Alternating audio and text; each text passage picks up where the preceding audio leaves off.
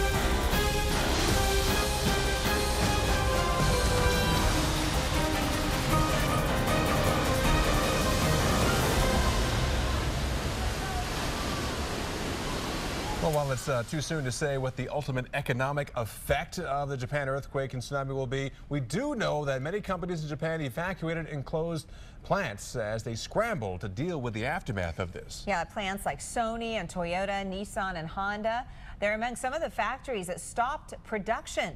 CNBC's Simon Hobbs has more investor impacts. A fascinating reaction on the stock market today. Wall Street was certainly depressed at the New York Open in direct reaction to the very negative tail end that we inherited from that Tokyo session. Just at the end, traders getting the first reports of the disaster and clearly selling on that news. But through the American equity session, the market actually managed to stage quite an impressive rally. Now, that's partly because stocks here had already been beaten down earlier in the week and because oil retreated, both for other reasons. But front and center, importantly, because the market is coming to the fundamental view that today's quake and the resulting tsunami will not significantly hurt global economic growth. Now, the human cost is without question absolutely horrific, and nobody is decrying that. But experts tell us that in hitting a more rural area of Japan, it's very different from the disaster, the Kobe quake of 1995 that killed almost 6,500 people and then left to damage equal to 2.5% of Japan's economic output. Now, traders do expect the Tokyo market to fall on Monday when it reopens, but experts were predicting during the session that it will not cave for the rest of the week. And to be honest, investors here in the United States are also betting that Japan will put more business and therefore more profits the way of American companies. For example, the US refiners will probably be asked to replace the output that's been destroyed locally. And there's the rebuild funded almost by a blank check now being promised by the Japanese government, which frankly will also have to borrow the money. So that again is stimulative to world demand.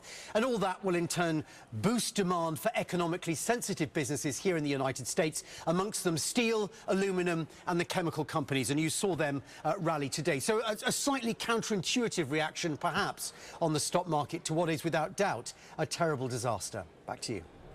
Well, our coverage of the deadly quake disaster continues at the top of the hour. Yeah, we'll have live coverage all night long, on air and online on our website, weather.com. And we have extended all of our regular live shows to bring you special coverage of the deadly quake disaster.